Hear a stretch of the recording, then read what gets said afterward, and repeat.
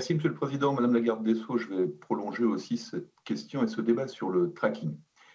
Parce que parmi les outils permettant de préparer la stratégie de déconfinement, nous aurons les masques, nous aurons les tests, mais évidemment le tracing, d'ailleurs plutôt que le tracking, doit nous permettre d'éviter que la chaîne de transmission ne se réactive au lendemain.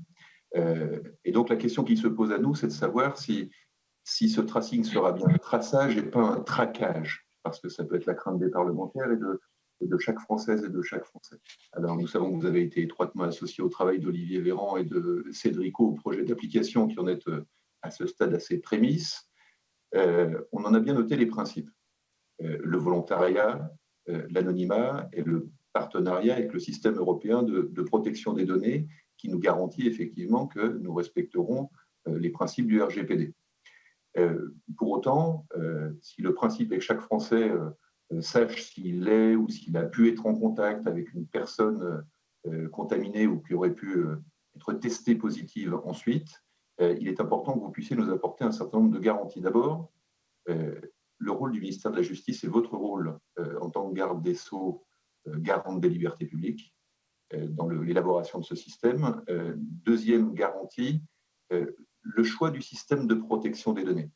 Est-ce que vous seriez plutôt favorable à une gestion décentralisée, ce qu'on appelle le peer-to-peer, ou une gestion centralisée par les autorités de santé, et quels pourraient être les principes qui guideraient votre choix, votre préférence? Et naturellement, troisième garantie, en quoi le Parlement sera pleinement associé à ces choix, ce qui paraît absolument indispensable.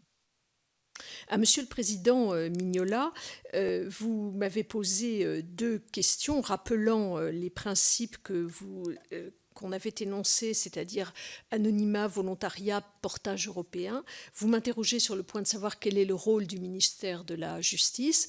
Eh bien, je suis évidemment associée à ces réflexions pour ce qui m'appartient, c'est-à-dire pour le respect des libertés publiques et individuelles, avec les organismes qui sont habilités pour émettre des avis sur ce sujet. Je pense notamment à la CNIL.